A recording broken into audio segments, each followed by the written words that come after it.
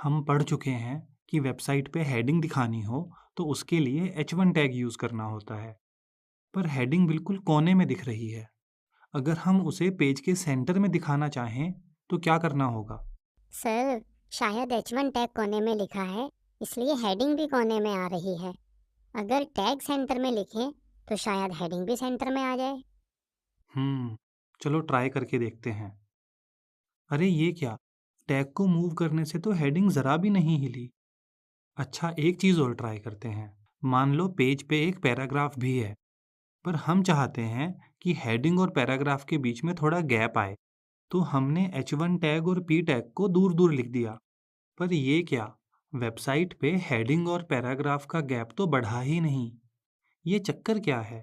एक एग्जाम्पल से समझते हैं। मान लो आपकी ड्राइंग टीचर ने ब्लैक बोर्ड पे लिखा, खजाने के मैप और जासूस की पेंटिंग बनाओ। ध्यान रहे कि मैप पुराना हो। आपने एक पुराने से मैप और जासूस की पेंटिंग बना दी। पर मान लो टीचर ने ये मैसेज एक कोने में लिखा होता, तो क्या आप पेंटिंग में भी मैप और जासूस कोने में ही बनाते? या अगर टीचर ने मैप और जासूस थोड़ा दूर दूर लिखा होता, तो क्या पेंटिंग में भी उन्हें दूर दूर बनाते? या फिर अगर टीचर ने मैसेज छोटे छोटे अक्षरों में लिखा होता, तो क्या आप पेंटिंग में भी सब छोटा छोटा बनाते?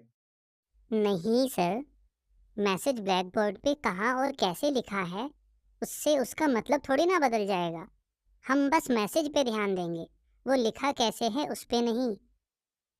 सही बात है। ऐसे ही ब्राउज़र भी बस आपके कोड पे ध्यान देगा, वो लिखा कैसे है उस पे नहीं। मैसेज के ऊपर नीचे, आगे पीछे कितना स्पेस है, उससे मैसेज के मीनिंग पे कोई फ़र्क नहीं पड़ता।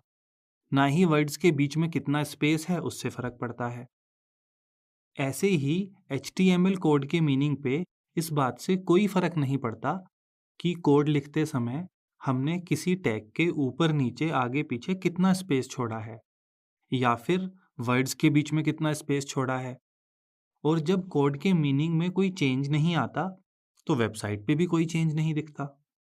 पर एक स्पेस के होने ना होने से फ़र्क पड़ता है, वो है वर्ड्स के बीच का पहला स्पेस। यहाँ हमने एक स्पेस ऐड किया और मैसेज का मीनिंग ही बदल गया। पहले था ध्यान रहे कि मैप पुराना हो, और अब है ध्यान रहे कि मैप पूरा ना हो। पहले हम पेंटिंग में कोई पुराना सा मैप बनाते, अब आधा फटा हुआ मैप बनाएंगे। पर ध्यान दें कि वर्ड्स के बीच में भी बस पहला ही स्पेस इम्पोर्टेंट है। पहले स्पेस के होने ना होने से तो मीनिंग पे फर्क पड़ता है, पर उसके बाद आप कितना भी स्पेस बढ़ाओ या घटाओ, कोई फर्क नहीं पड़ता। मान लो हमने ये कोड लिखा, हम यहाँ अगर एक स्पेस ऐड करें तो वेबसाइट पे भी स्पेस दिखने लगेगा। अगर हम स्पेस हटाते हैं तो वेबसाइट से भी स्पेस हट जाएगा। यानी वर्ड्स के बीच का पहला स्पेस तो इम्पोर्टेंट है, पर बस पहला स्पेस ही इम्पोर्टेंट है।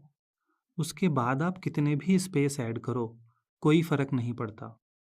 यहाँ अगर हम 10 स्पेस भी ऐड कर दें, तो ब्राउज़र पहले को छोड़कर बाकी सब स्पेस अनदेखे कर देगा।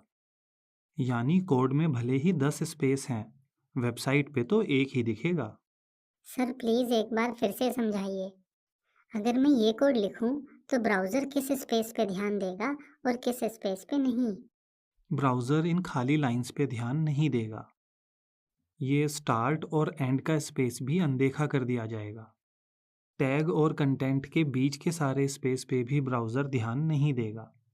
अगर बात करें कंटेंट के बीच की, तो वहाँ भी पहला स्पेस छोड़कर बाकी सारे स्पेस अनदेखे कर दिए जाएंगे। यानी ब्राउज़र के लिए ये कोड इस कोड के बराबर है।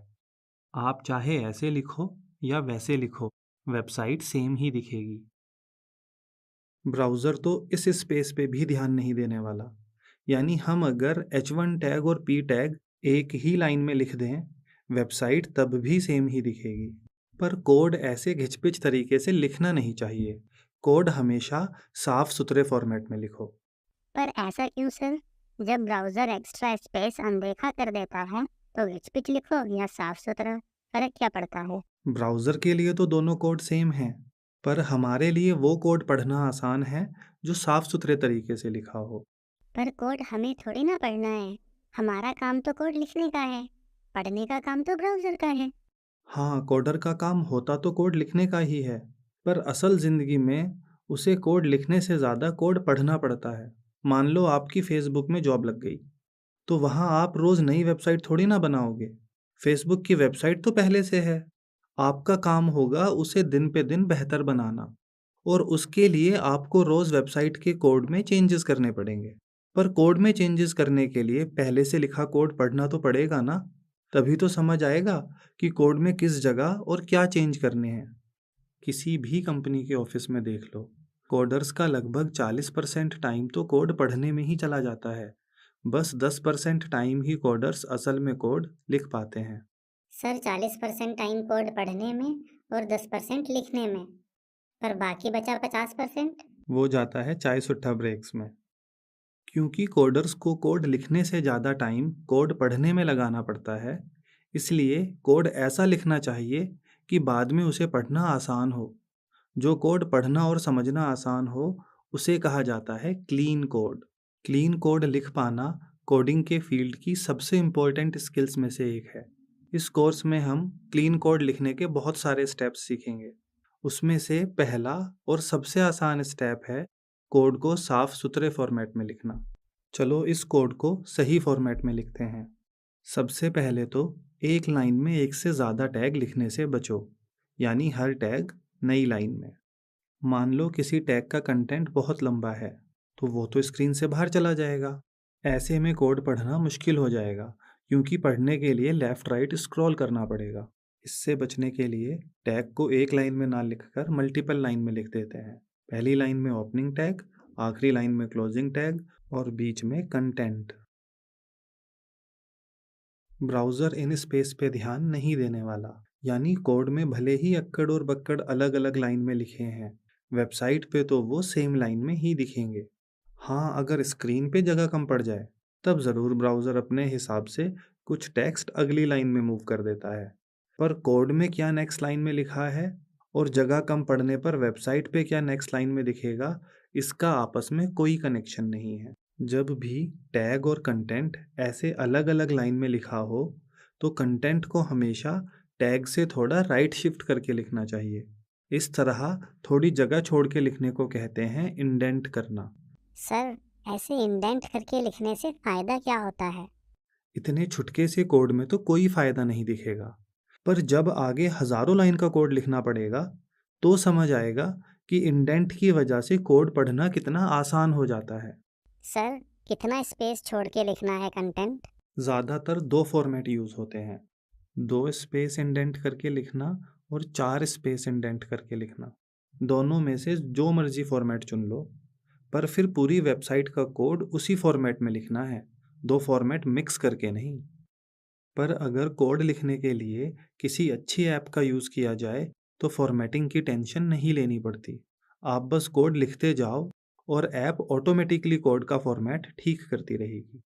सर कोड में स्पेस देने से तो हेडिंग सेंटर में आई नहीं, फिर हेडिंग सेंटर में आएगी कैसे? आपकी ड्राइंग टीचर अगर मैप और जासूस दूर दूर बनवाना चाहती हैं, तो क्या करेंगी?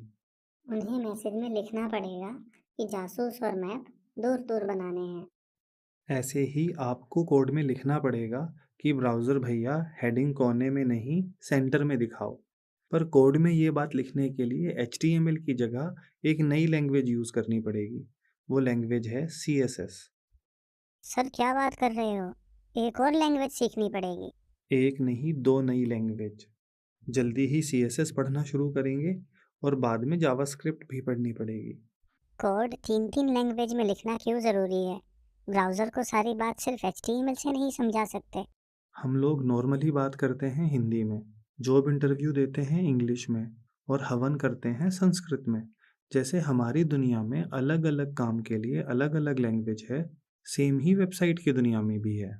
HTML से हम बस ये बताते हैं कि वेबसाइट पे क्या दिखाना है, वो कैसा और कहाँ दिखेगा, ये हम CSS लैंग्वेज की हेल्प से लिखते हैं।